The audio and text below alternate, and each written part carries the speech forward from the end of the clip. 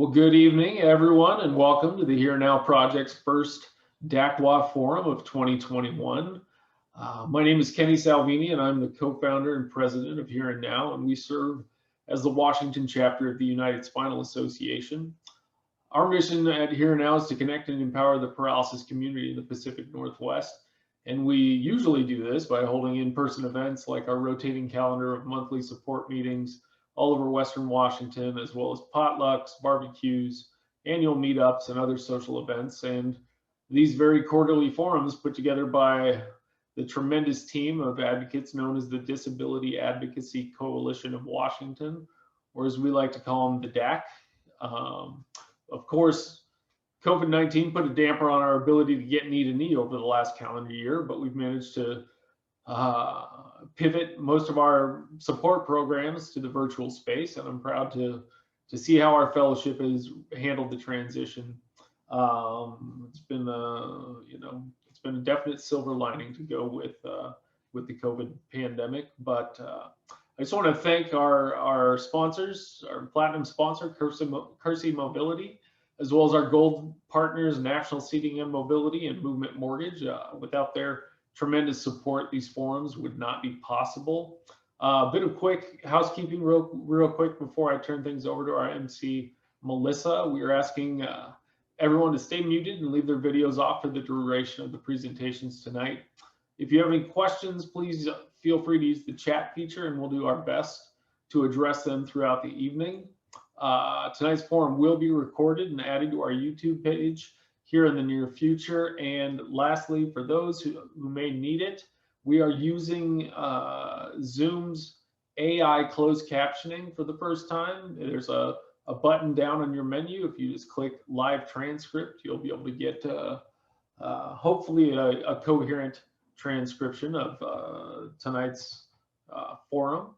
And really excited to have a handful of really tremendous advocates and guests be a part of the forum on disability rights and advocacy. My personal journey since my injury in 2004, I found that advocacy really adds to my collective recovery as a person living with paralysis, because it gets me outside of my story and gets me connected with other people who are fighting for the same things. And yeah, that's why I'm really excited to have folks from both United Spinal and Disability Rights Washington join us. But with that, I will kick it over to Elaine Stefanowicz from the DAC herself, and she can handle the introductions. Elaine? Good evening, everyone. Thank you so much for being here tonight. We really appreciate you taking the time to join us, and I'm sure you know already how important advocacy is.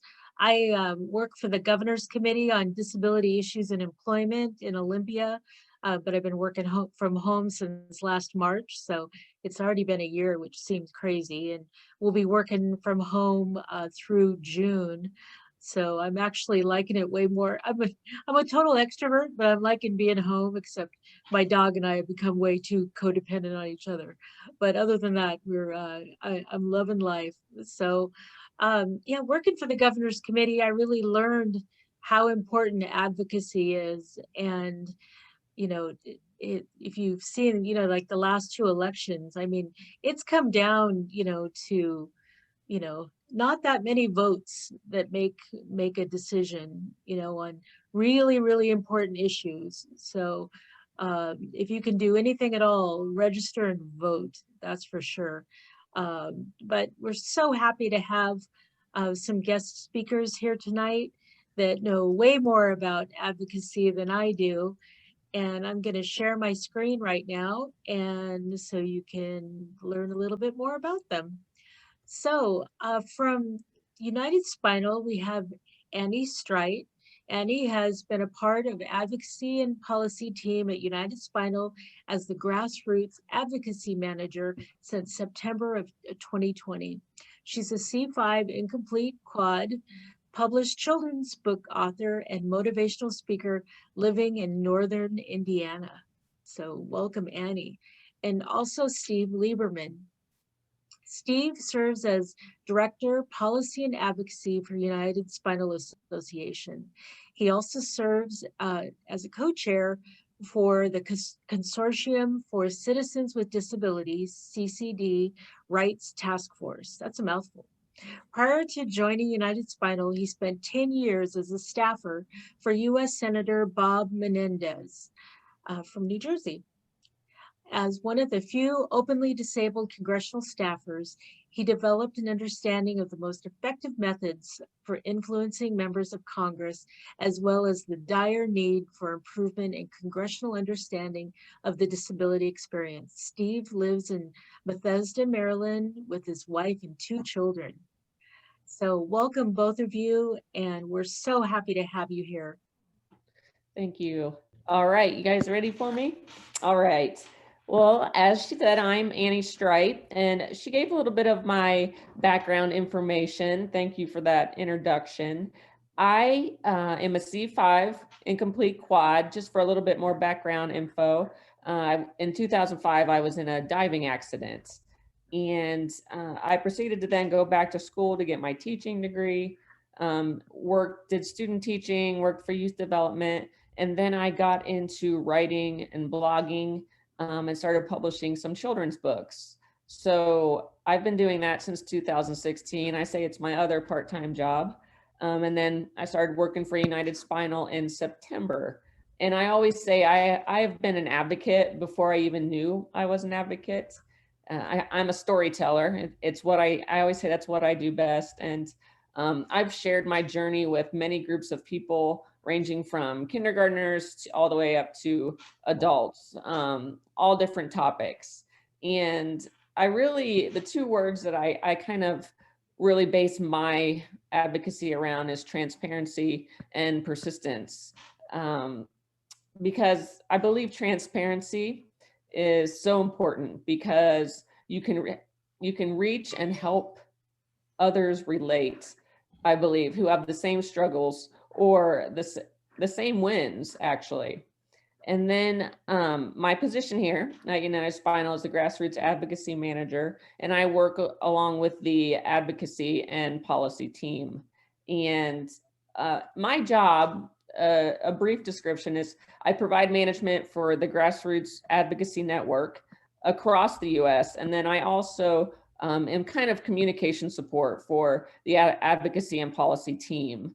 And then, one major part of my job is I have dedicated a lot of time to increasing the social media presence of the advocacy network, which I'll kind of talk a little bit about here in a few.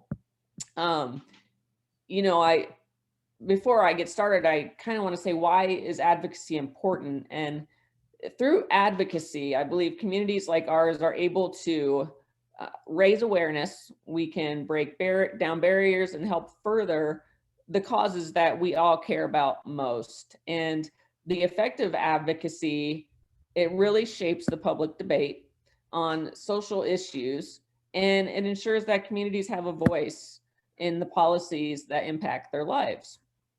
So I had some slides. I don't know if we can pop up my first slide to kind of go along with everything. All right, you can go ahead and go to the first one for me. Thank you. Now, for talking tonight, I wanted to provide some resources for advocacy. All these resources can be found at the United Spinal website, but I wanted to provide them for all of you. Easy click, all the links are included in this PowerPoint. And I'm just going to briefly kind of highlight a couple things so I don't keep everybody here all night. But the first one is, I thought it would be great to talk about virtual advocacy in a pandemic world. It's a guide that is available on the website. And it's not a step-by-step procedure on how to advocate. It's more to assist you in communicating remotely about issues on an individual basis, as well as a member of a group effort with your local, say, United Spinal chapter members or other groups you belong with. And as the first one says there, seize the moment. You know, people with disabilities have been working remotely for a long time now. And it was like the rest of the world had to play catch up a little bit. And there was a learning curve, you know, and this learning curve, it applied to policymakers on all levels of government. So, you know, what can you do? And here, a huge advantage to remote advocacy is that so many more of us can participate. I mean, compared to only a few wheelchairs that may be able to fit into a congressional office, our remote platforms, they really allow for many wheelchair users to attend and have their views heard and counted. And I love to reiterate this because I've been able to do so many different things and outreach just because of the virtual world we're living in right now. You know, and the more voices we can raise in support of policy change, the stronger our position becomes in the eyes of all the policy makers. So whether you help organize, if you lend your expertise, if just to tell your story, ask a question, or just participate in a remote event, you play a very important role in advocacy. The next one is just talking about preparing effective communication. This guide, it kind of has a list to help you prepare if you want to go for advocacy events or anything you're planning and you want to be organized. It really helps break it down into some great ideas on how to approach it. You know, simple things like developing talking points or making sure you understand the issues that you are bringing forward. And then the tactics for a successful remote advocacy event.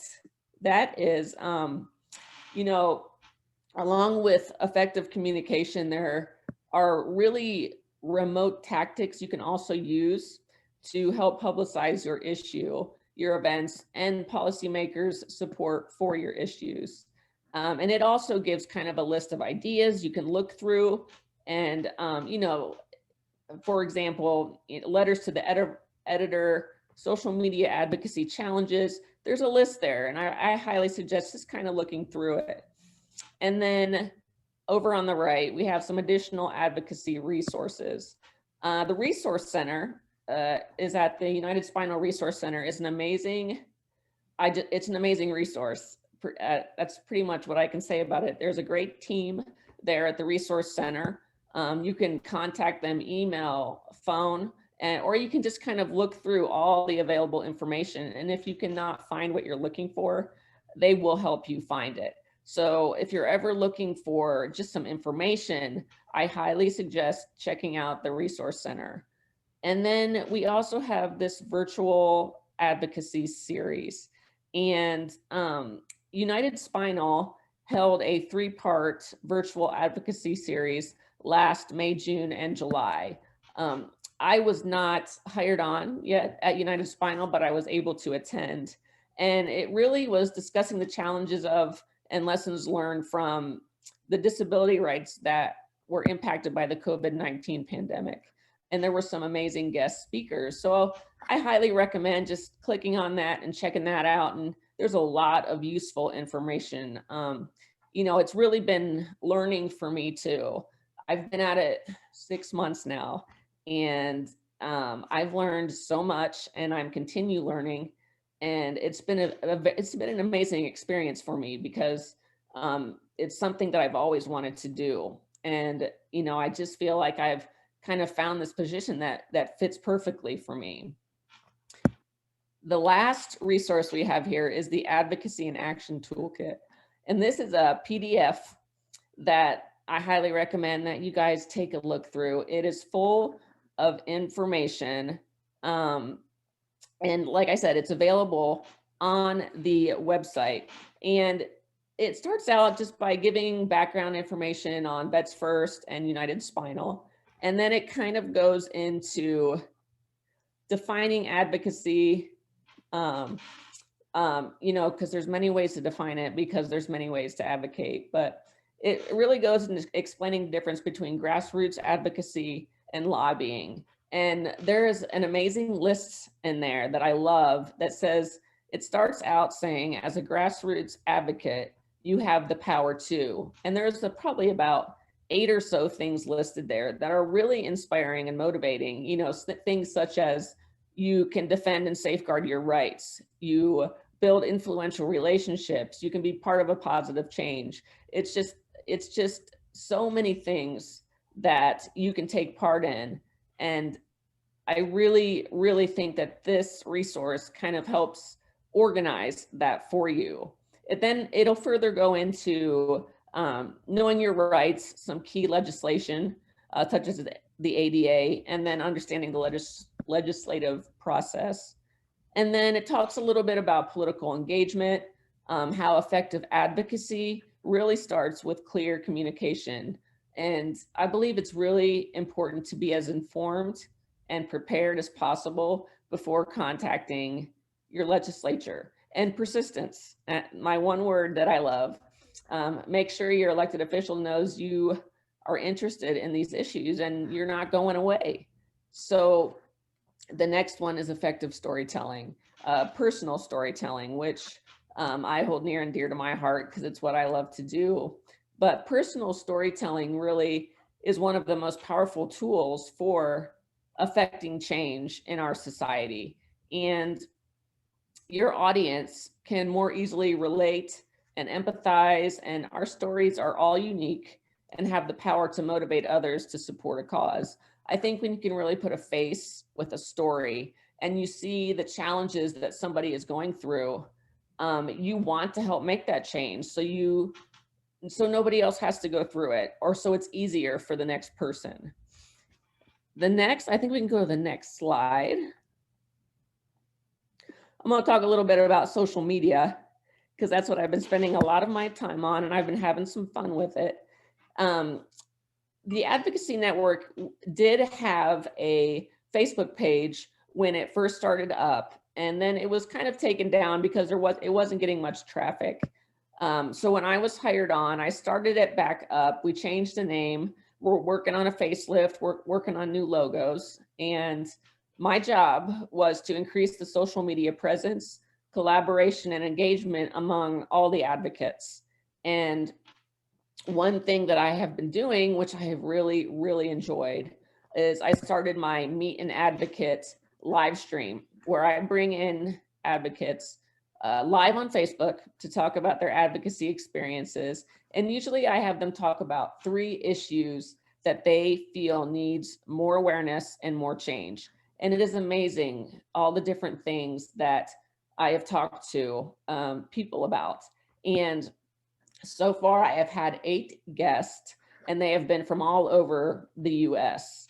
And, you know, Steve will be talking after me a little bit, and he's going to be talking about how advocacy is not scary. It's not, and neither is this live stream. It's just a casual conversation that allows anyone to tune in live, to comment and ask questions that we can answer live. So it really engages people and can bring people in.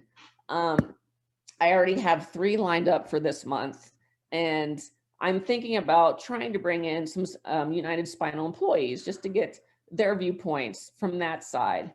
And I always say I'm always open for recommendations, or if you're interested and would love to come chit chat with me, come sit in the hot seat, you know, I'd love to have you. The link I have, the first one on the slide is for the Facebook page. The lower one is the recorded version of the live streams. And this link will take you to United Spinal website where they have compiled all of my live streams. And you can go in there and kind of read a little bit about each one. So maybe if you're looking for something specific, and you can click on it and the entire live stream is there. And I will be doing that with all of my live streams, just so there's a one-stop shop where you can go and find them all without having to dig. And this was just a graphic from a Meet an Advocate episode where I brought in Joe Stone from Wyoming. I think he's in Wyoming now. And it was a great conversation. We had a good time, and he connected me with a lot of people. All right, the next one for me, please. All right, now these are just some links that I know Steve will talk a little bit about too, but I wanted to make these links available for all of you. We'll be talking about the District Mobilization Initiative, Turning the Map Orange, and Steve will get into that. So this is just a link to take you to that form to join the Grassroots Advocacy Network and be part of the district mobilization. The next is if you're interested in becoming a national member of United Spinal, and there's all sorts of benefits of doing this, resources, and just a lot of the stuff that I have provided. Oh, I see Steve. Steve put the links in the chat also, if you guys are interested. And then also you can click on to see the benefits of becoming a national member of United Spinal. And then the bottom one is for the chapter network. That is different from the national membership. This will take you to our chapter network page where you can type in your state and you can see the closest chapters for yourself, for anybody else who's interested. So these will all take you directly to where you need to go. All right, and then I'll go to the last one here.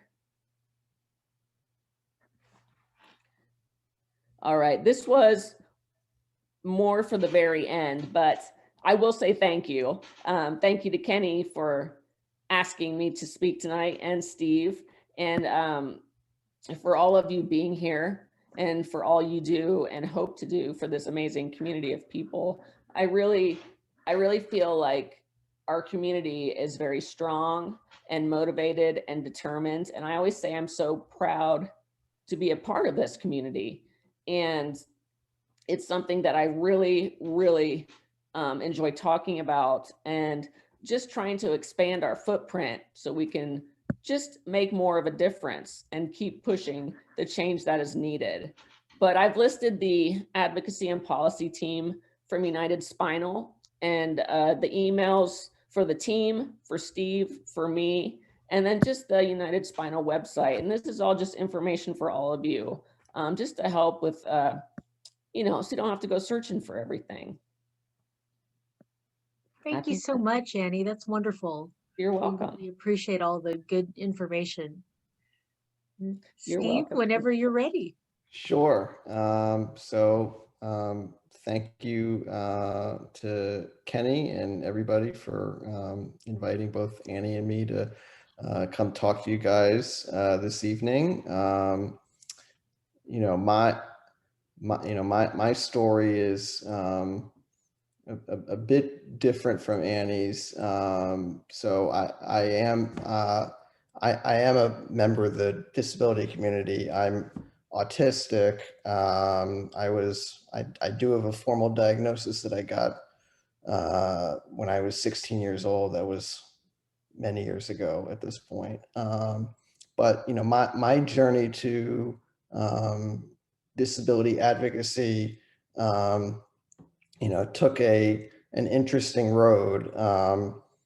When I was diagnosed, it was a really clarifying moment for me personally, where I finally understood really who I was. But then at the same time, my journey towards really understanding, my place within the disability community took me through college and into the U.S. Senate, where I spent 10 years as a staffer for Senator Menendez from New Jersey. And it was, really over time, as I, spent, as I spent time in that amazing environment, listening to, so many people, come through the doors and, meet with me on a variety of different issues, telling their stories. And just over time, I found myself being pulled out of the place of, feeling like I, feeling like I was in the staffer mode and being pulled into the advocacy frame of mind. And I would be, over the last few years that I was in the U.S. Senate, and, you know, really coming to terms with my place in the disability community, it was, I just felt like I had more to offer by jumping off of Capitol Hill and plunging headlong into disability advocacy, where my heart was telling me to go. And I'll never forget, I actually went to visit my grandmother, and she kept on her bedside table the obituary of her mother. And I picked it up and I read it, and it just was like a lightning bolt hit me, reading about how my great grandmother had been a disability advocate in the 1930s, fighting for employment for people with disabilities at that time. And it just sort of was very clarifying for me in terms of where I needed to go. And so, you know, I really have made it my mission to explain to folks in the community just how essential advocacy is.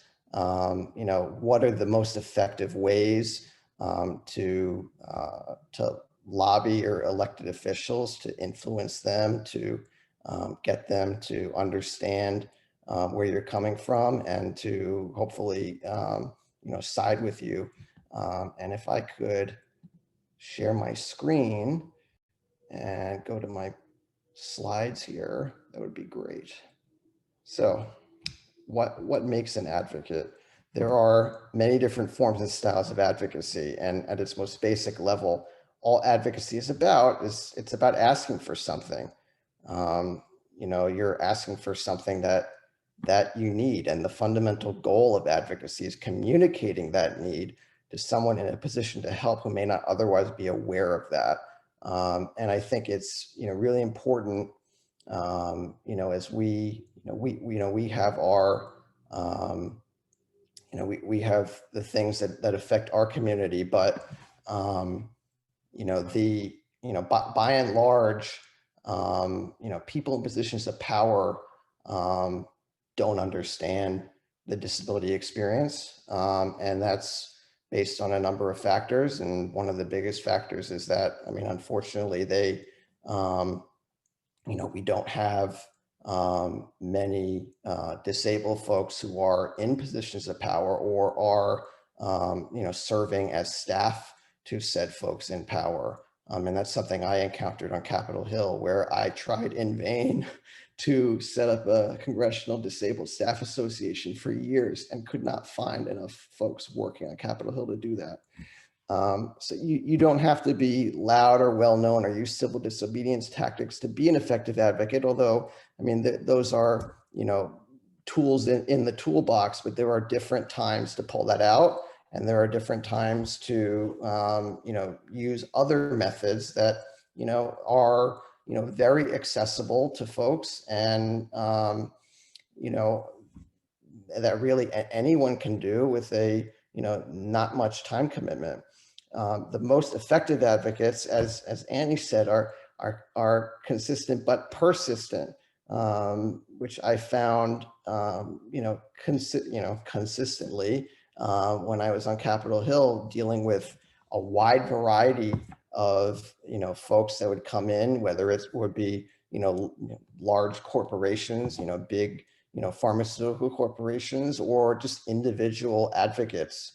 And I would find, you know, very, very often that the best advocates, the ones that actually managed to get things going their way, were not the people with lots of money behind them, but the individual folks who would come in and present their case and then follow up and be persistent. And the most important thing for an advocate to do is to keep showing up. So importance is showing up. So when you're dealing with Congress, it's a fast-paced environment. There's a lot going on. There's a lot of issues that are, you know, being considered and discussed and debated, you know, all at the same time. Lots of different meetings. I mean, you know, at different points of the year, you might have as a congressional staffer, you might take, 6, 7, 8 meetings in a day if it's during appropriation season, which it's going to be in the next couple of months. Congressional staff will only pay attention to groups who engage their office directly. I mean, if you're pushing an issue and you don't do outreach to a congressional office, they're not gonna know about the issue. Congressional offices place a lot of importance on hearing from constituents. If you're somebody from New York and you place a call to a Congress member from Florida, you're probably going to get hung up on. You're not going to be considered. You really when you're staff for a member of Congress and you're trying to figure out how to budget out your day, you're going to prioritize the folks that are actually the people that you represent rather than folks who aren't. And many, if not most, congressional offices in dealing with their email forms will only accept emails from people that live within their district or their state.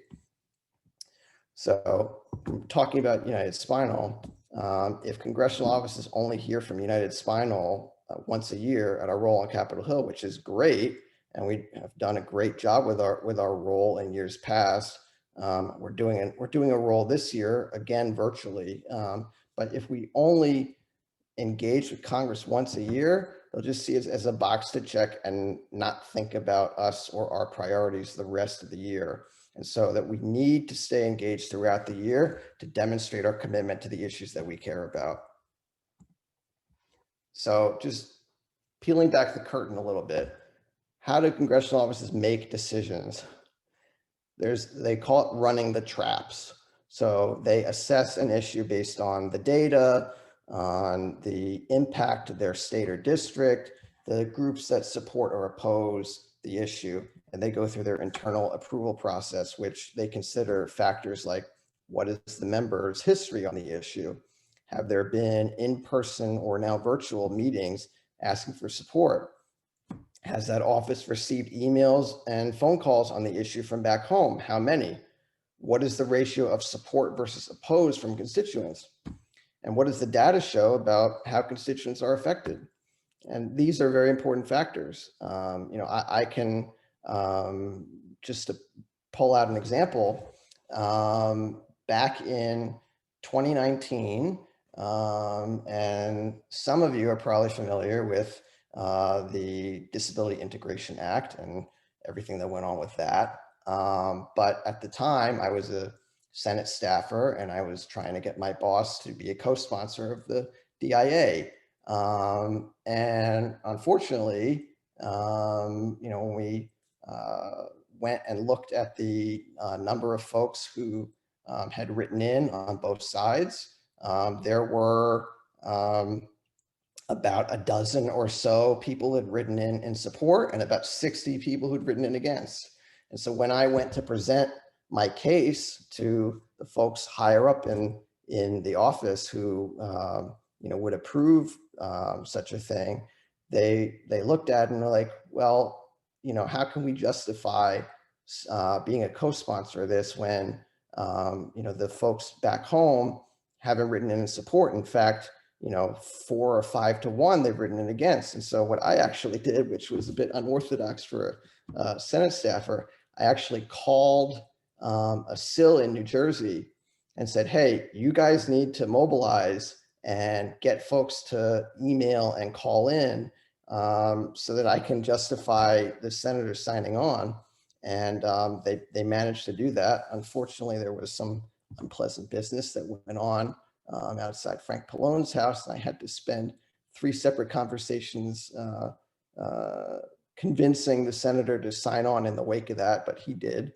But I'll move on.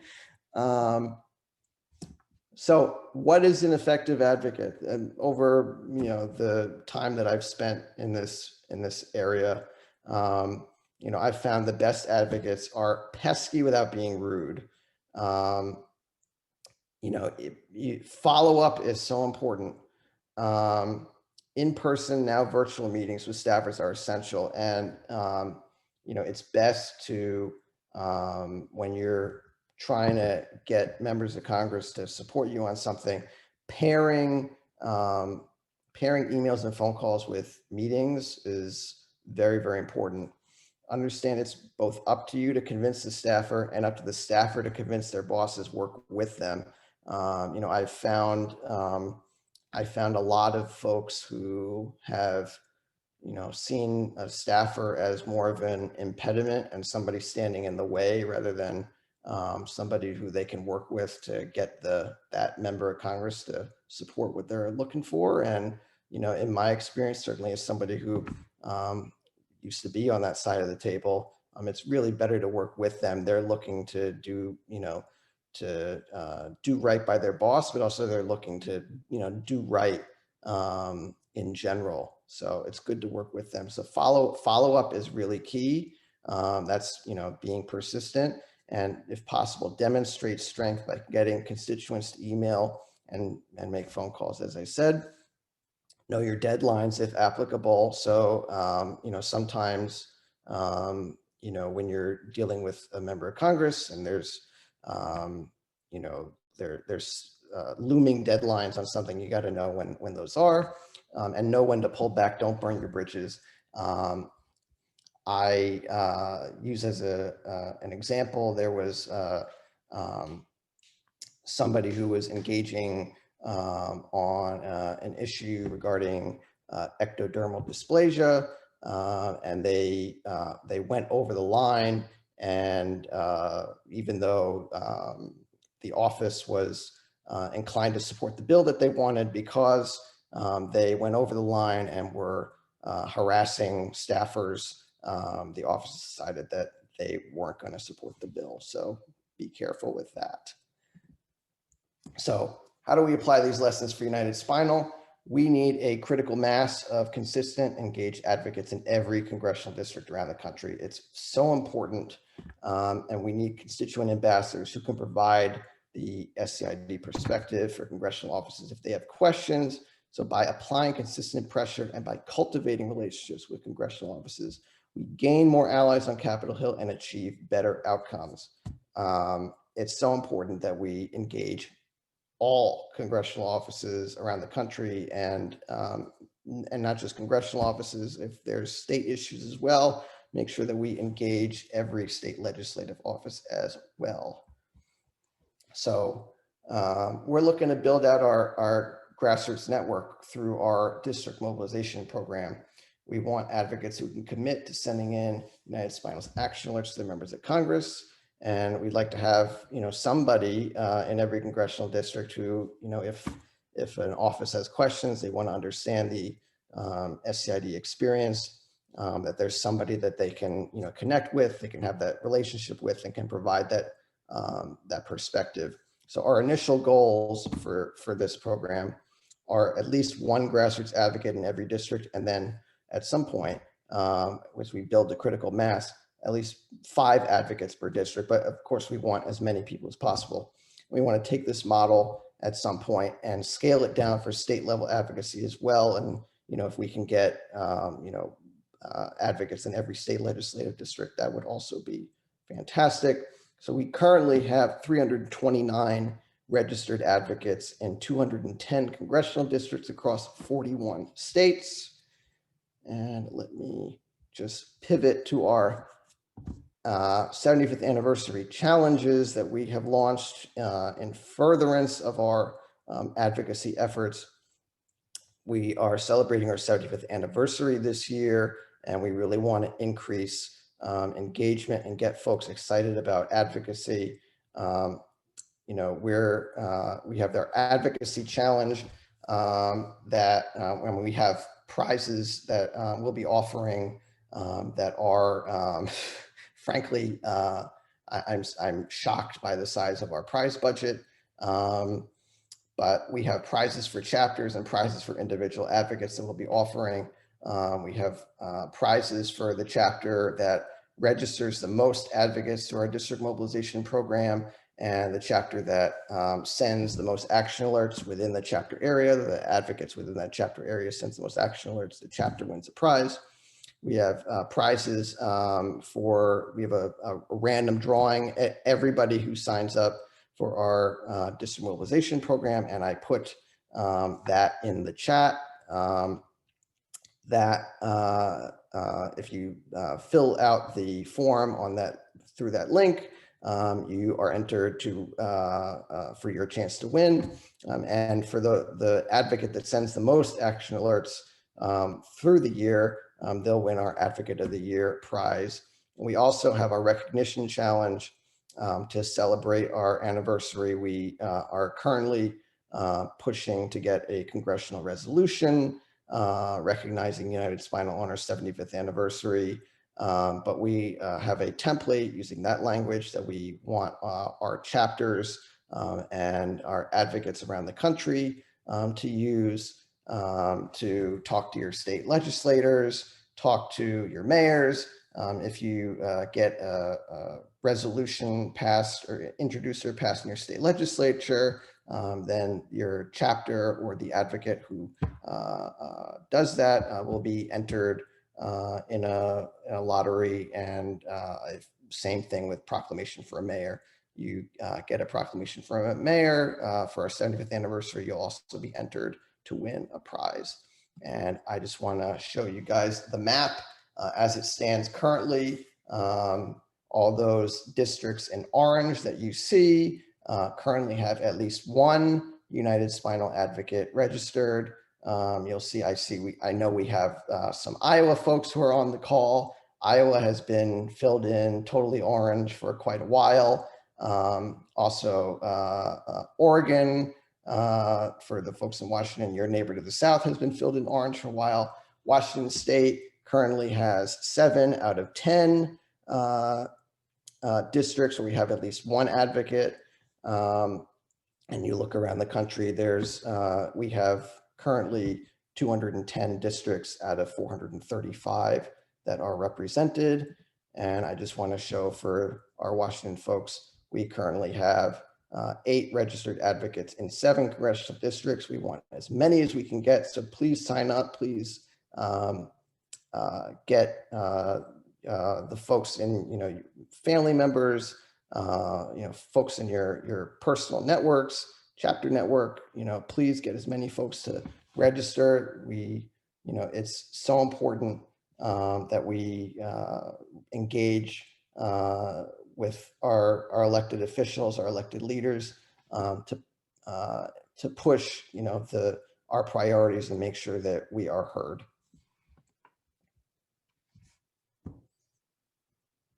Thanks, Steve. That's really, really great information, and you're making me want to get more involved for sure. So thank you very much. I appreciate that.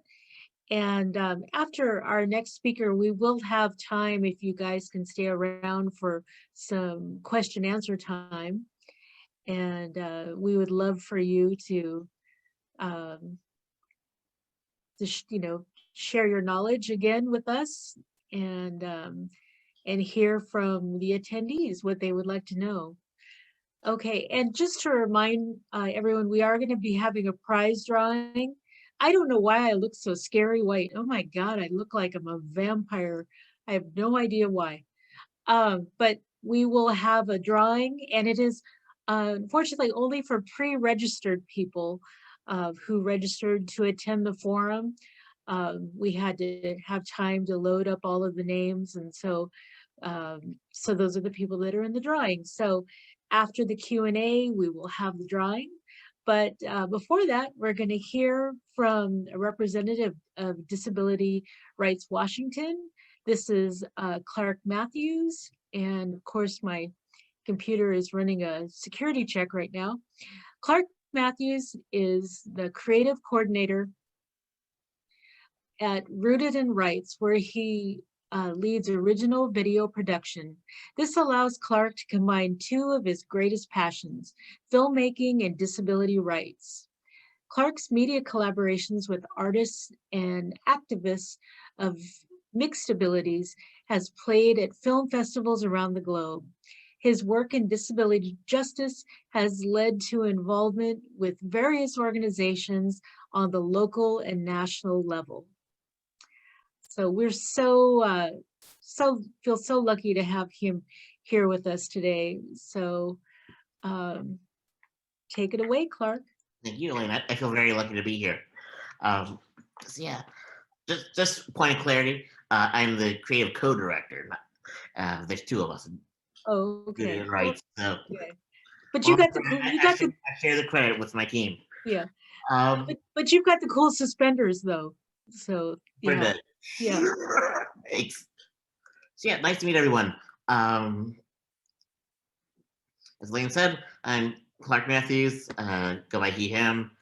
Folks can't see, I'm here, come at you from my bedroom in front of my Zoom-friendly bookshelf. And I am an employee with Disability Rights Washington, but I've also been kind of a lifelong advocate for folks with disabilities. In fact, let me see if I can share my screen here. Well, it says host is disabled participant screen sharing. We'll see if we can get that activated here. As a media maker, I tend to like to share stories, and just like Annie was talking about, as far as the power of storytelling. So I have a whole bunch of video and some images I'd love to share with folks tonight. So, all right, looks like we can do it now. So, yeah, my advocacy started pretty early. I don't have a spinal cord injury. I was born without my last 5 vertebrae. It's called lumbar sacral agenesis. So I've used a wheelchair my whole life. And my first real experience with advocacy started in kindergarten, actually.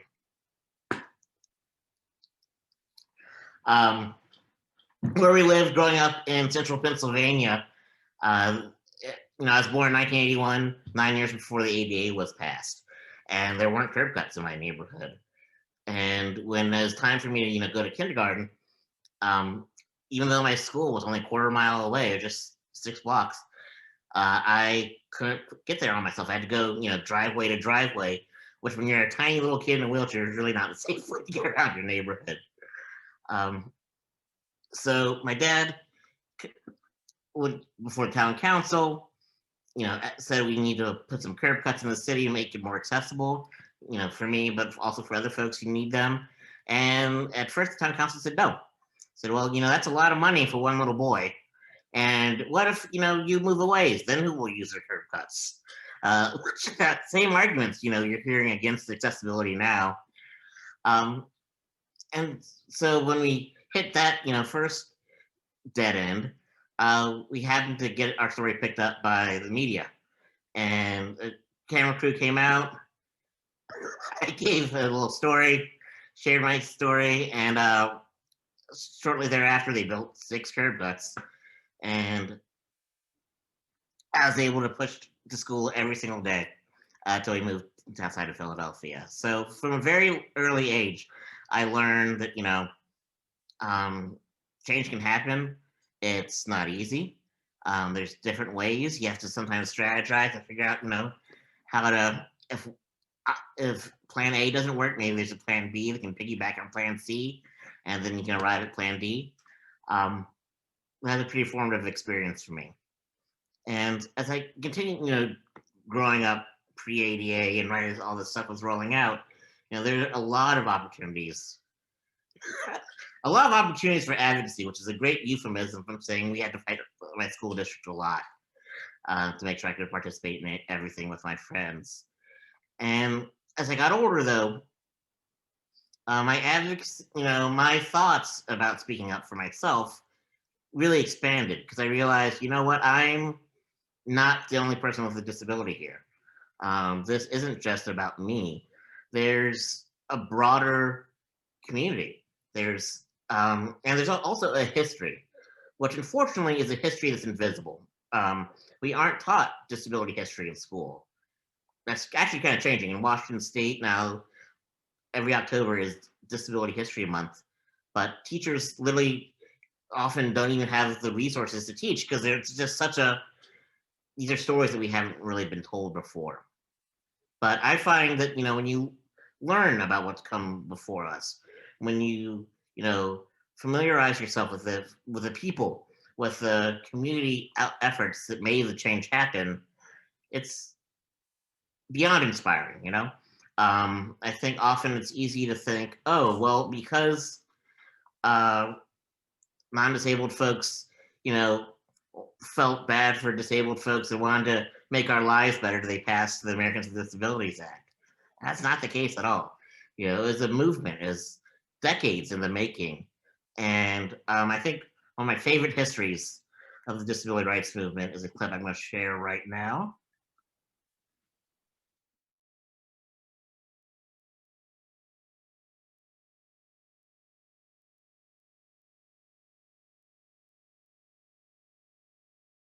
Have people seen that before?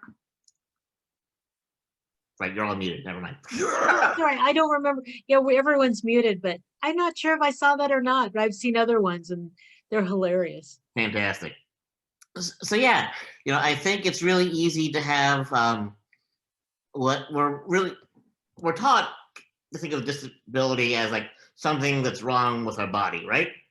That and it's known as kind of like a medical model of disability, that it's about something being broken inside people.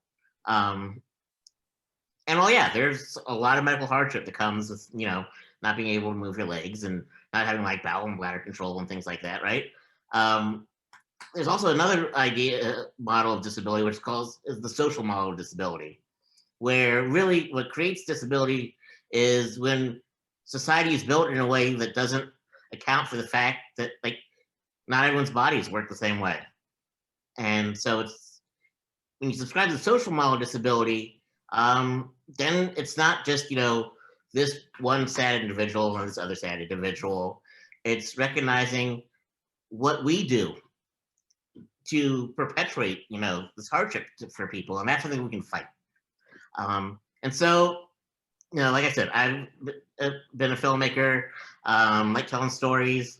I went to school for film, and then I saw a job posting for Rooted in Rights, which is the media advocacy team at Disability Rights Washington. And Disability Rights Washington, for those who don't know, is the protection and advocacy agency for the state of Washington. And excuse me, it's a private nonprofit. It's primarily legal advocates. So most of the people I work with are a bunch of lawyers, but I get to be in the funky little creative, end of the hallway back when we were still going into the office. And the P&A has done a lot of great work. From, we had a big lawsuit against the city of Seattle for not following through with the ADA to come up with a plan to install curb cuts throughout the city. And so, it took many years, but we won that settlement. And there's been a huge increase in the amount of curb cuts being built in Seattle as a result of that.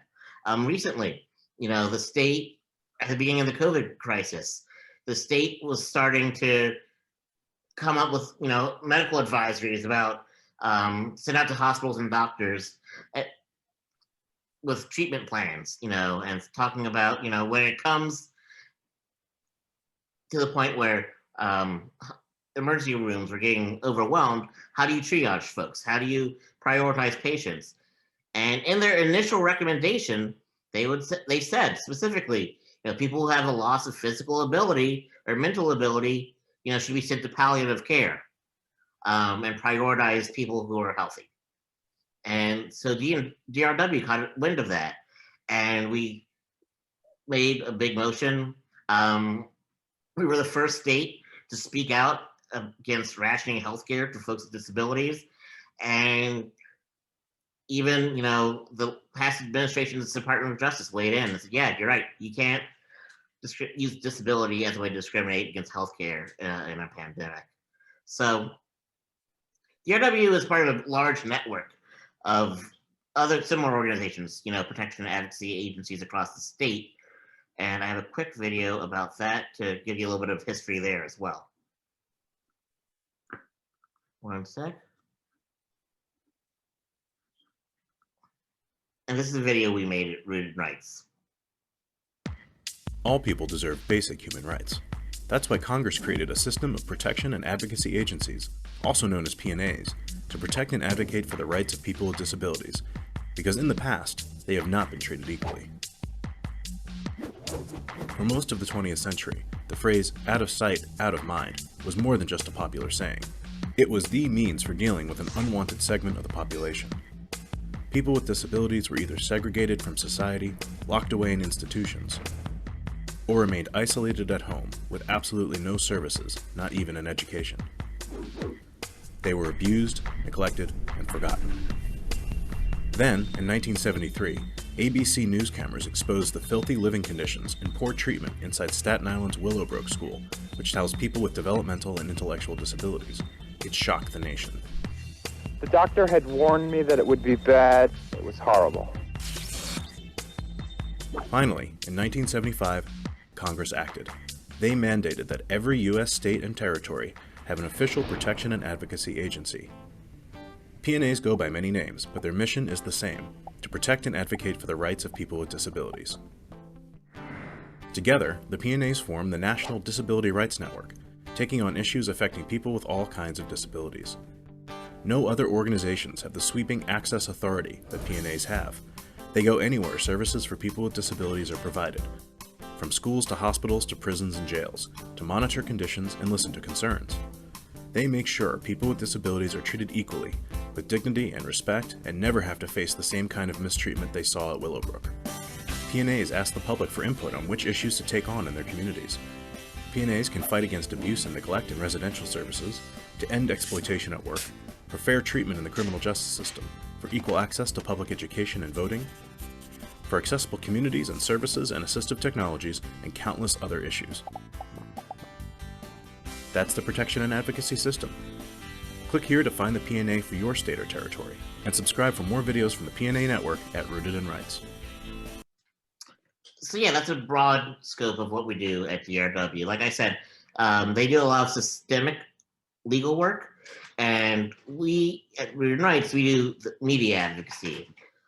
Like Annie was talking about with storytelling. I think, you know, personal storytelling is important, but I think in addition to personal storytelling, it's important to tell like the community story.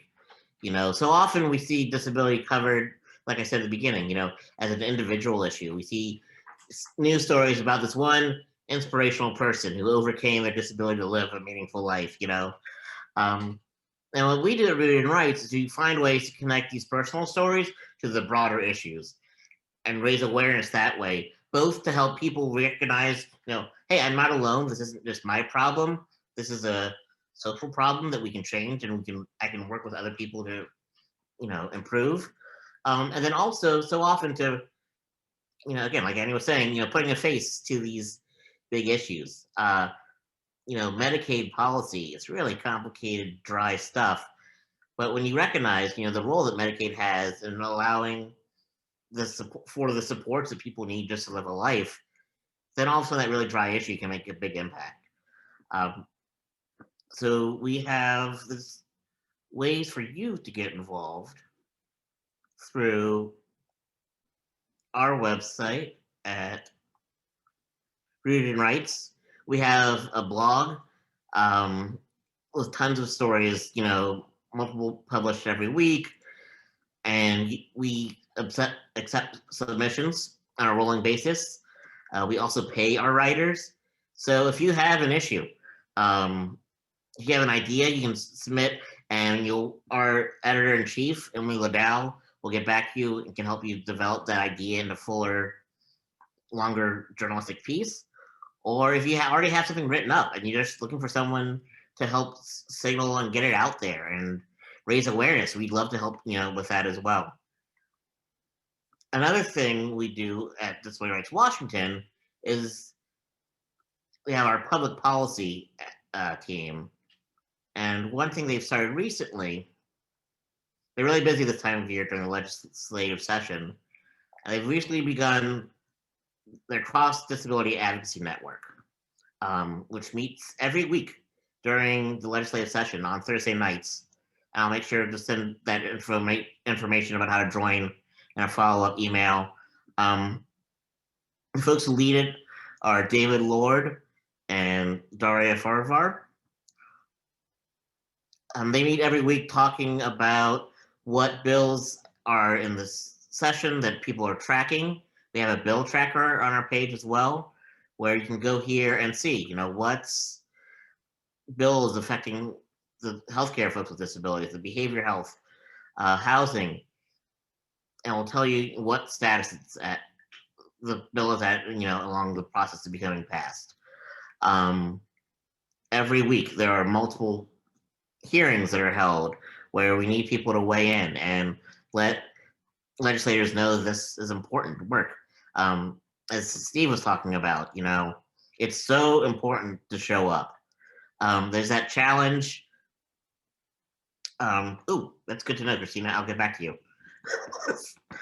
I just saw your comment in the Slack that you in the chat thread. That we'll be sure to get you signed up for that. So there's a saying in the disability rights movement, nothing about us without us. And there's one way to take that, which is that whenever there's policy or decisions being made that impact disabled people, we need to be in the room at that table as making part of that discussion. I also think, nothing about us without us is also a call to us, that when there are decisions being made, we need to make sure that we are there. It's mind-blowing to me that I have attended hearings where decision makers are deciding whether or not to vote on like a requirement that rideshare vehicle services have to provide accessible service. Whether or not Uber is going to be required to pick up folks who use wheelchairs. That seems like a pretty slam dunk issue, right?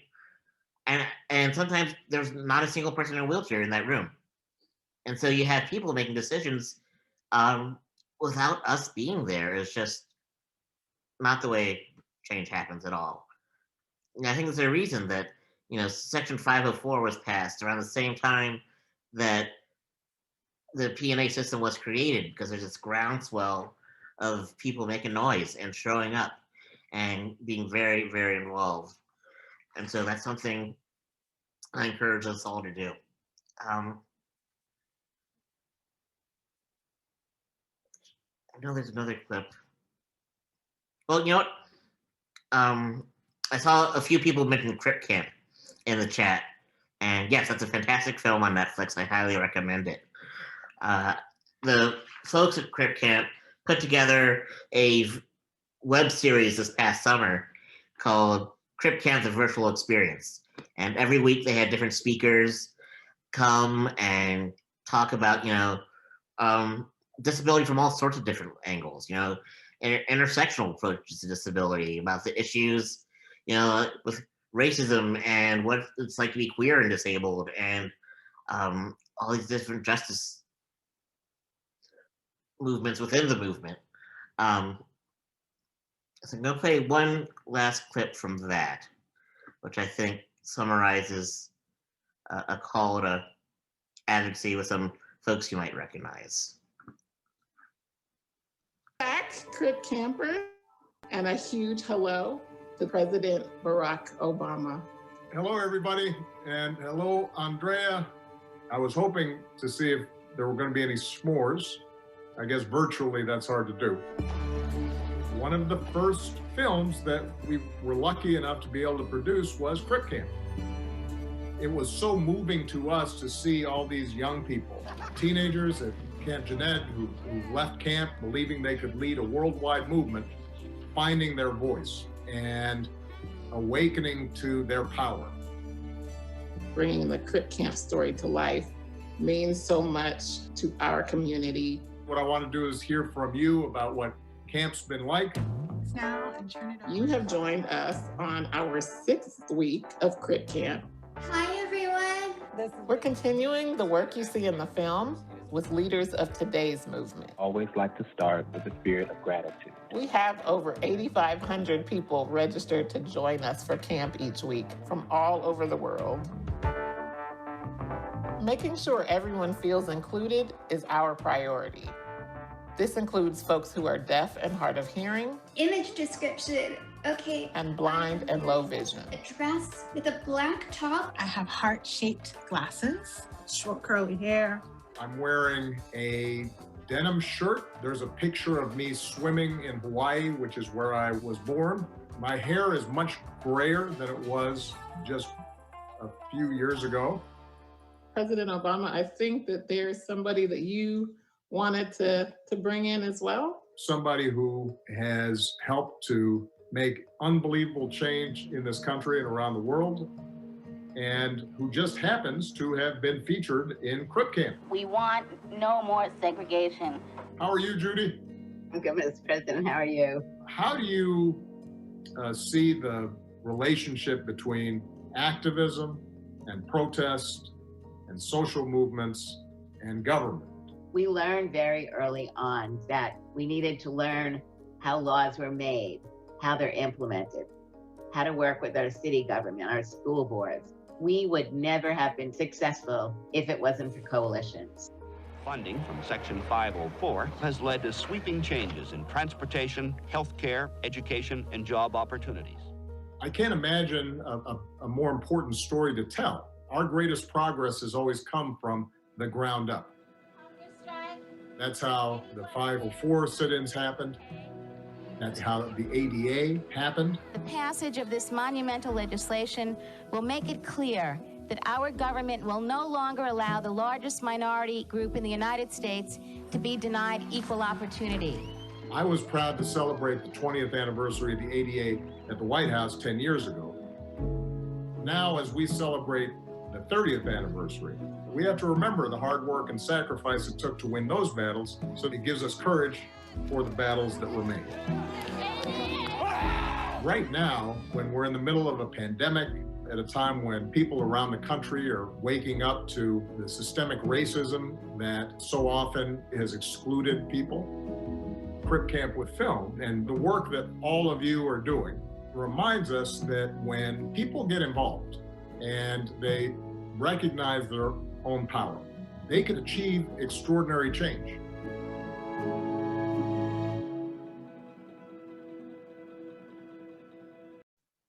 There we go. Sorry, I was getting a message that I wasn't allowed to unmute myself. but there you go.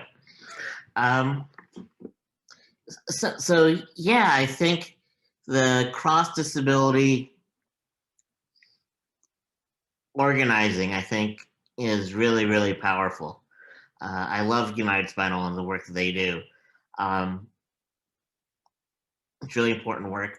I've been in a few roles on DC myself, and I think we have even more power when we have a broader, the broadest coalition possible, you know. And my work with cross-disability organizing has been really helpful in making me recognize, you know, that I don't get disability in a lot of ways either, you know, recognize like my own ableism. You know, growing up, I always thought like, well, you know, how do people not know this stuff about what someone in a wheelchair needs? Like, it's really simple and obvious. Why don't we just get it by now? How many times I have to explain all this? And then, you know, I became friends with, you know, blind people and deaf people, and recognized like, oh, you know what? Like, I don't know about audio description, which is the practice, you know, of having a voice that explains what's going on a screen, so that communication is communicated, or that information is communicated in a way where like they aren't left out of the story, you know? And as a filmmaker, I was like, oh my God, like I spent all this time, you know, writing a script and casting a film and shooting it and working on the sound design, make sure it all looks just right. But like for my friend who can't see, I gotta make sure he gets a full experience too. You know, there's so many different parallels between disability movements as well. Talking about, you know, website accessibility. Again, another issue that a lot of folks in the blind, visually low vision community deal with. Talking about the work that goes into making a website accessible. Well, it's so much less expensive when you just build it right the first time. And you know what? Like, that's exactly the way it is with physical buildings, right? With physical access. It's so much less expensive. You just build the ramp from the beginning. You know, don't put in the stairs and then have to retrofit it afterwards. Just get it right the first time. So many great opportunities to, you know, be part of something larger. And because when we have numbers on our side, like Steve was saying, when it's not just 6 people writing in, but, you know, tens of dozens of hundreds of people writing in, that's when you really make the most impact. So again, some things, links I want to share with folks. If you want to follow along, make sure I'm messaging everyone here.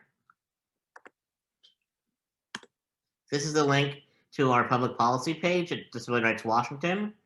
You can go there to learn more about the Cross Disability Advocacy Network. You can also use our bill tracking feature and, you know, see what bills. One that, you know, might be of interest to people here.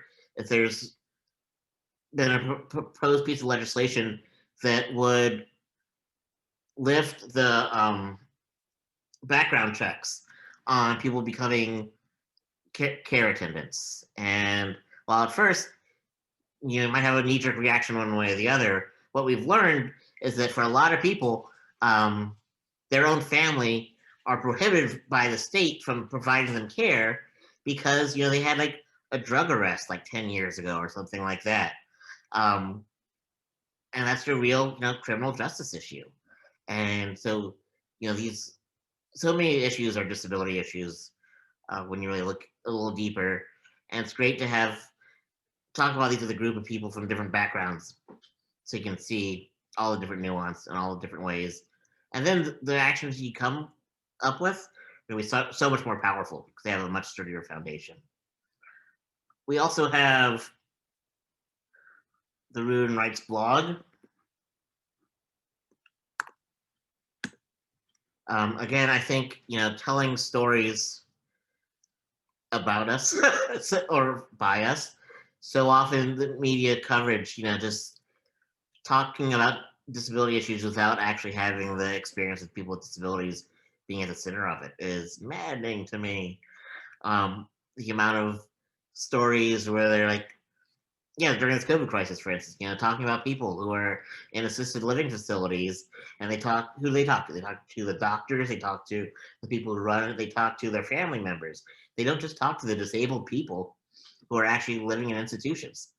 And we have a beyond vital role. And I don't know about you guys, but I find my life, you know, has showed me again and again that when people get to know me, people without disabilities get to know me, and they see, you know, the things I go through, they're like, and they get to see my point of view, their perspective is like forever changed. And they'll never think about, you know, inaccessibility the same way. And so the more we are able to help kind of inject our point of view into the mainstream narratives out there, the more we can help change the way people view disability and in effect, like, the people with disabilities ourselves. And then our last link I want to share, if folks want more information, here's our link to our email list where we can send you updates. You know, we have new videos coming up. We have new projects that we're casting for and what DRW is up to in general. So I think that is my time. And I hate webinars as far as just like, I like being in a room full of people and seeing people react in real time. So I just see this like wall of still images and names, and I really look forward to the Q&A. Yeah. And Well, you guys have to say. yeah, well, we'll have Q&A right now. And so people can chat with you and Annie and also Steve. So we will work to unmute and take your video off. But Clark, that information was, I just loved that drunk history was hilarious. And so, yeah, it's, you know, I think I would just like to know, what can I do right now, to, just get started, and what's one step, that we can take right now, to get going. Sorry, I asked first. That's, but I'm the MC, I'm allowed to ask first, right? That's your right, I guess. I have the biggest mouth, so they make me MC. So yeah, so what's one step we can take right now to become an advocate? Well, I mean, when it comes to I'm going to put the link in the chat again.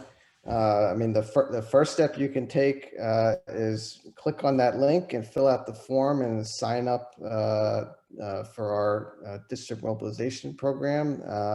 We promise we're not going to overload your inbox.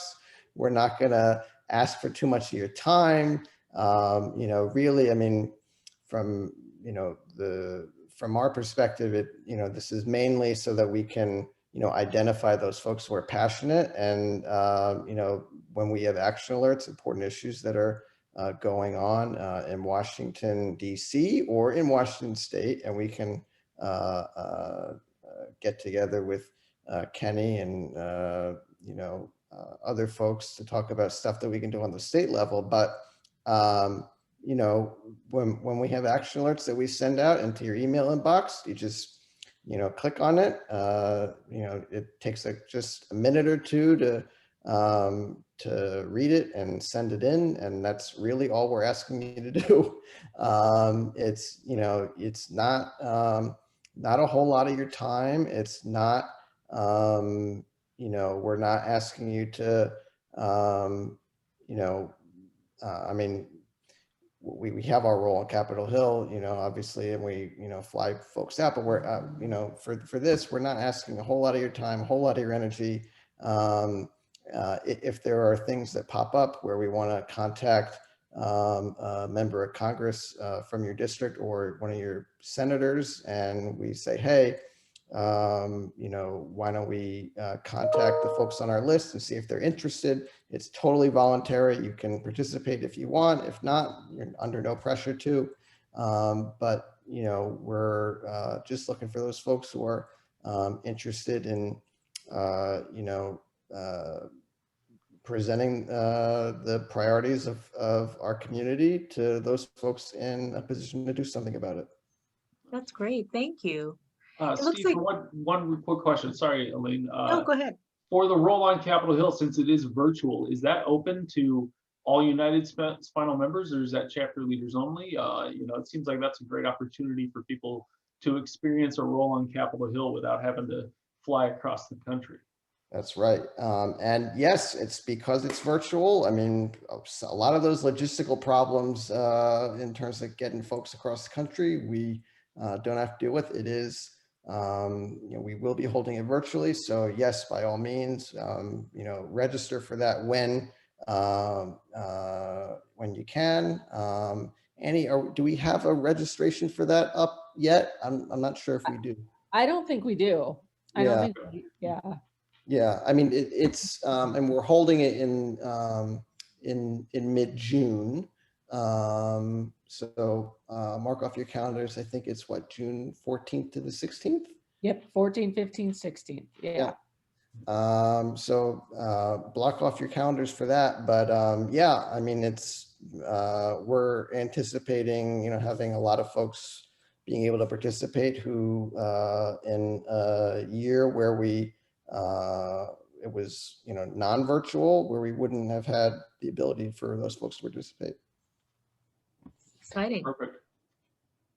It looks like Doreen was mentioning the Rooted in Rights Parenting Without Pity, said it changed her life.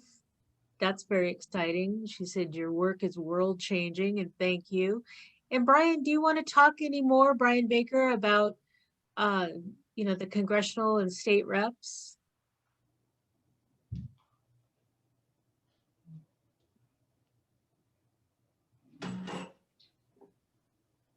Oh, do I need to? Yeah, no, it's just my experience that I get passed around with a lot of, when I do contact Congress, they're either, well, we don't deal with disability, but this person does, so contact them. And then that person isn't my direct congressperson or state legislature, and they don't want to deal with me for that reason. So I don't know how to fight that one. Anybody want to talk more about that? Well, I think again, you know, persistence, you know, it's something that we've talked about, and I always say advocacy is baby steps. And it's one thing you can also network out to, you know, other people in the community. United Spinal, I know, you know, if you can contact with us, we may be able to help direct you. I don't know if you have any more, Steve, if you have any more input on it. Yeah, I mean, you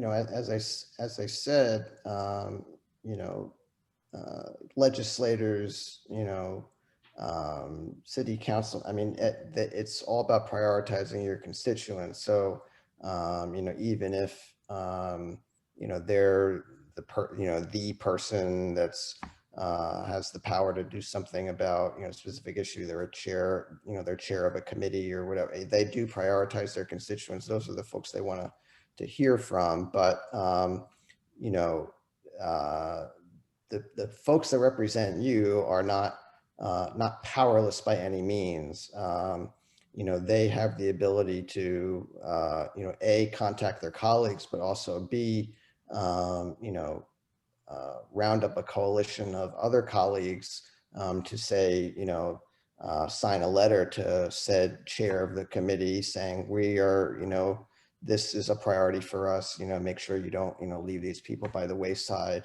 you know, fight for these folks. So, you know, it's all important, you know, there are some folks who, you know, they say, oh, let's, you know, focus strictly on the, you know, the chairs of committees or whatever. And, you know, they don't focus on the, you know, the rank and file, so to speak. And, you know, that's to folks' detriment. You know, there's pressure points everywhere, and you got to constantly apply pressure to all of those pressure points and see what gives. Right. Well, and if I could speak from my own experience, just with the air travel stuff over the last few years, when I had a chair destroyed by the airlines the first time, I started tweeting and getting really noisy about United Airlines, and I was just a fly on the elephant. And, you know, you're not going to make much change, but, you know, kind of like what Annie and Steve were talking about, I kept at it persistently. And, you know, and I got involved with a national organization, and, you know, by hitching your wagon to the Disability Rights Washington and the United Spinals, that suddenly you've got a larger machine that will amplify your voice. And so the next, you know, after I had 2 wheelchairs destroyed by wheelchairs, and I got a little louder on social media and wrote some blogs, you know, and then I went back in 2018 and 19, and United Spinal took on air travel as one of their platforms. And so it's, you know, but I've been on that side, especially where Brian is, where you feel like you want to be a part of change, but it takes more than 1 swing or 2 swings from the outside. It takes, you know, this, I call our government a massive machine that moves at a glacial pace. And it's only by applying a lot of leverage, and that has to do with a lot of bodies, like you saw in Crip camp, and you get to see still on the national stage, I mean, with every protest. And that's what I love about kind of all the intersectional stuff that Clark was touching on as well, is, you know, the minute you get outside of your own story for a few minutes, because it's really easy to get really frustrated with handicap parking and have that be the only hill you're going to die on. But when you start to get up to the next level and start to kind of mingle with people with other disabilities, you start to see that you can be a part of a larger coalition that is, like, you know, one of the talking points is the disability community is one of the, you know, it is the largest minority, and it continues to grow as 10,000 people turn 65 every day. the longer we live with the medicine that we have, we're all going to end up with a disability. And so it's, you know, the more we can kind of assemble and unite, then the more change we can make. So everyone just stole my answer. I was going to ask Brian if you've been contacting people on your own, or if you've gotten a group of friends to contact people along with you, because that's always. I've tried, but to my knowledge, not on that, although I have a good in with the Washington State Senator. She and I can text regularly, but that doesn't necessarily translate to actually getting things done, because she can get shot down as easy as anyone else, but there you go. And I think that could be a great thing. You know, we talk about building alliances, you know, the Here and Now Facebook group, the Here and Now list itself, you know, start organizing each other. Actually, ourselves, because I'm a member of the Here and Now project as well. And I think that'll make a world of difference. It also helps once we're allowed to like go out in public again. It can really help just like show up in person. I've been a member of ADAPT, you know, off and on for years, and you know, weaponizing the power of a wheelchair, people will notice you and might give you a little bit more attention than just another anonymous, you know, letter. So, right. Thanks, Clark. I want to introduce Meg Paulson, and she's going to also be helping with chat. And I saw that Christina had made a comment and that Clark responded, but was there anything else you wanted to say, Christina?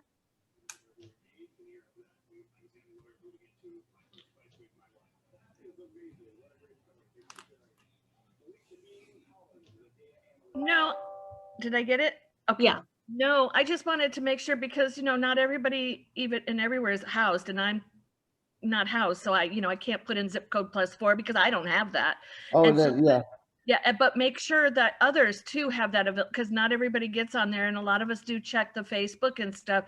If there's something important, you know, have Kenny slap it on there, and then, you know, that is a great way for letting us know to organize quickly and come together and be that voice, whether it's something locally you need us to go down and hang out at Murray's office and pay her a visit, or something else, write letters and stuff like that, have it on the Facebook, and we can engage that way for those of us who, you know, are limited in our abilities with technology and stuff. A really good point. Yeah. Christina, Rob, I left you a message in the chat. Please email me and we'll get you signed up. You don't need to have the zip +4. Just email me and I'll take care of it. Cool. Thanks, Steve. Rob, you made a comment about commenting about Quickie on their Facebook page.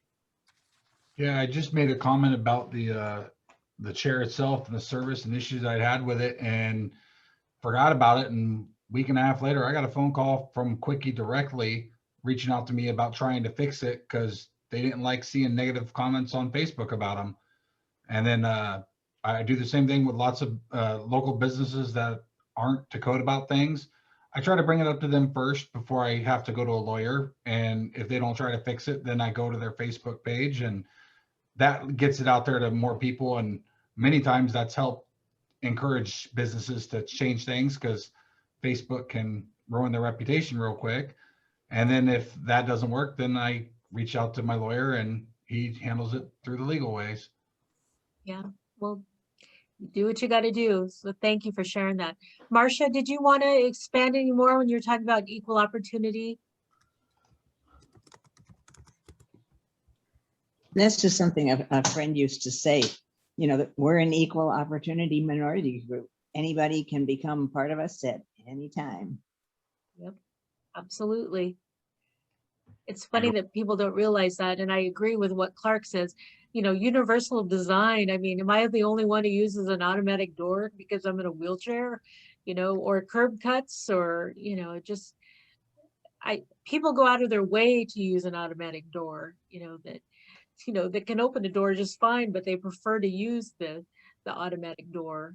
So it's, and I use closed captions when I watch movies, you know, because sometimes the dialogue is really soft, but the action is really loud. And, and I'm 55 years old. Oh my God, I can't hear anymore. So, any other questions? If folks haven't read it already, I recommend reading The Curb Cut Effect.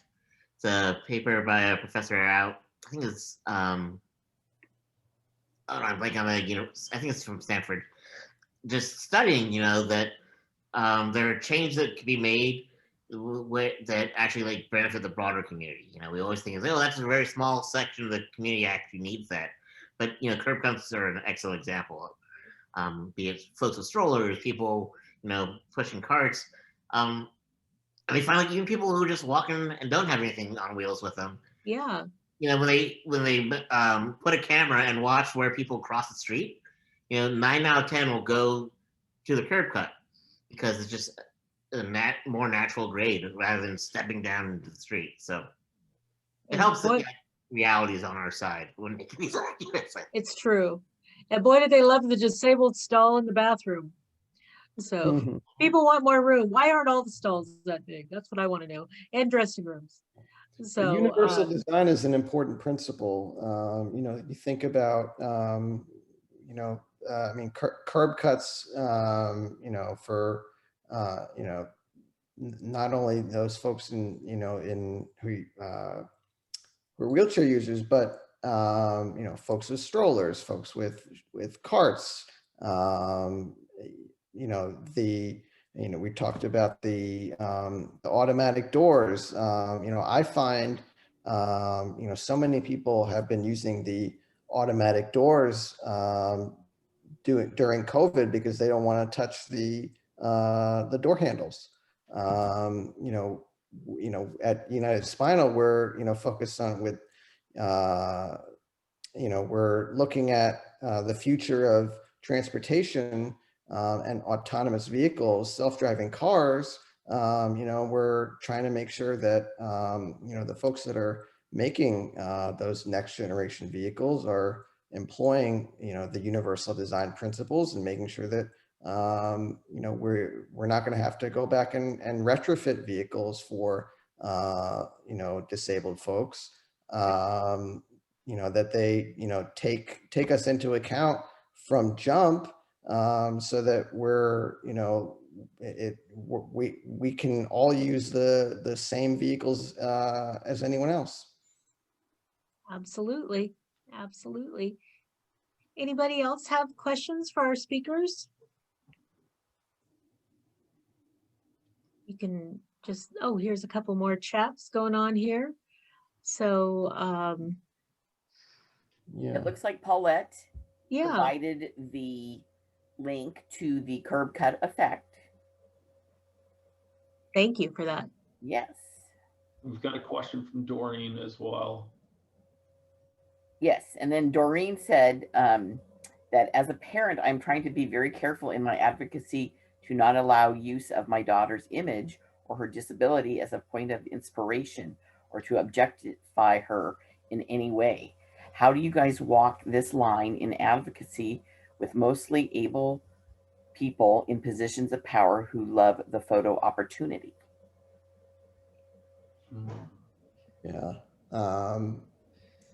I totally get where you're coming from, Doreen, because I encountered this many times, and it's all about understanding and fostering understanding, and you certainly you're right to be thinking about this in terms of protecting your daughter. There's a phenomenon in the media that I like to call the palate cleanser.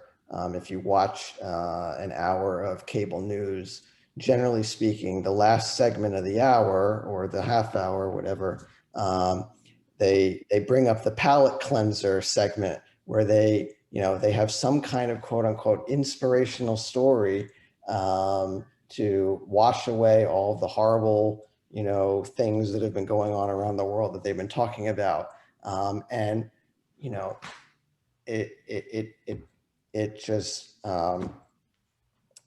it drives me batty that so often it's, oh, here's a person who was nice to a disabled person. Let's, spend, 5 minutes talking about how wonderful it is.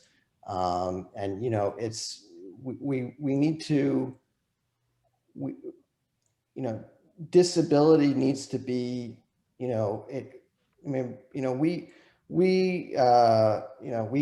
go to the store, we have kids, we're no different than anybody else.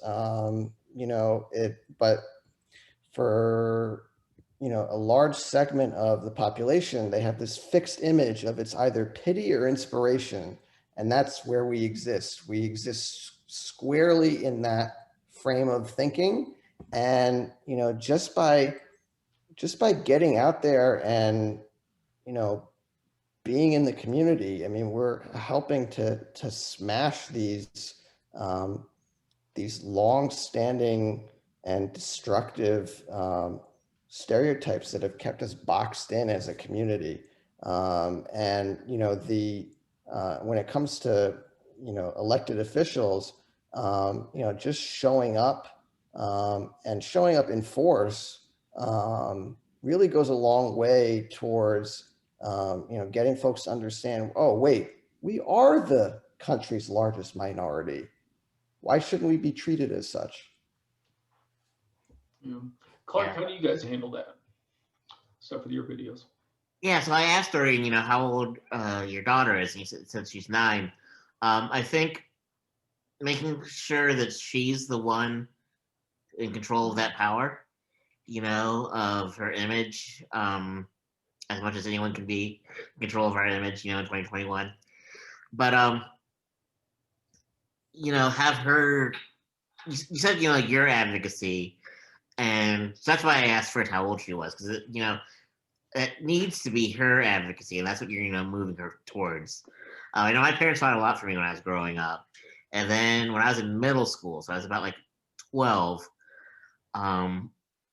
there was an issue with the nurse's office at my school being inaccessible, and I told my parents, that we need to fight the school, and they said like, we're busy, you take care of this one. And I was so pissed off. I was like, what? You guys don't care anymore? What the hell are you talking about?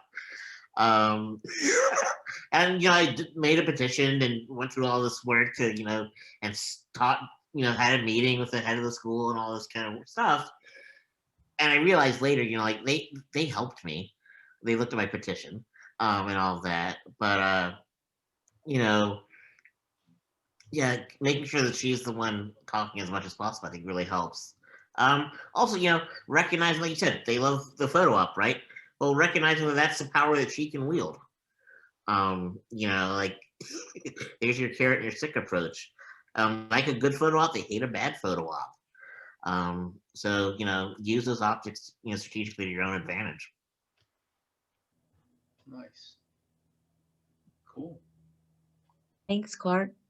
Well, we got a real positive comment from Garrett, but I want to make sure he sticks around for the raffle, because we'll be giving away some swag here in a minute.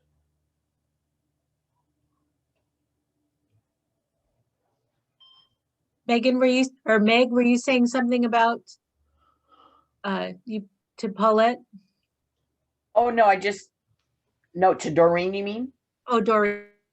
Yes, I was just sharing with her that as a kid growing up with spina bifida, my parents never let me be a victim of my circumstances and required me to try and held me able to succeed. And just like you would with any kid. And, that I was never coddled. I was never told, oh, you just don't, have to try. We'll take care of you. And in fact, for my high school graduation, they gave me luggage and an offer to help me pack. Don't let the door hit you on the way out, huh? Exactly. Yeah, I know when I turned 16. I would suggest that, but when I turned 16, no one was happier for me to get my driver's license than my mom. She didn't have to drive me to all my, wheelchair basketball practices way across town. That's awesome. That's funny. I was injured in '82, and I'm certain that my parents thought they were going to take care of me the rest of my life, and that I'd wear sweatpants and, you know, just not work. And my dad, but they were older parents. My dad's 91 right now, and you know, it just was a different generation, and the bar was set really low. And I had my first mortgage when I was 21 because I'm like, I'm out of here, you know, no way. And so. Well, that's the power of this community too, just because, you know, it's easy to feel isolated and alone, especially in those early on years of the injury. Like when I was paralyzed in 2004, I was 23, but my parents still brought me home like I was the function of a 6-month-old. And you know, I probably perpetuated my own depression and disability by relying on my family more than I needed to. And it wasn't until connecting with other people showed me how I could use my voice that, you know, gave me the inspiration and the courage to do so. And so it's, yeah, that's why we're doing these things, to continue connecting and empowering the paralysis community.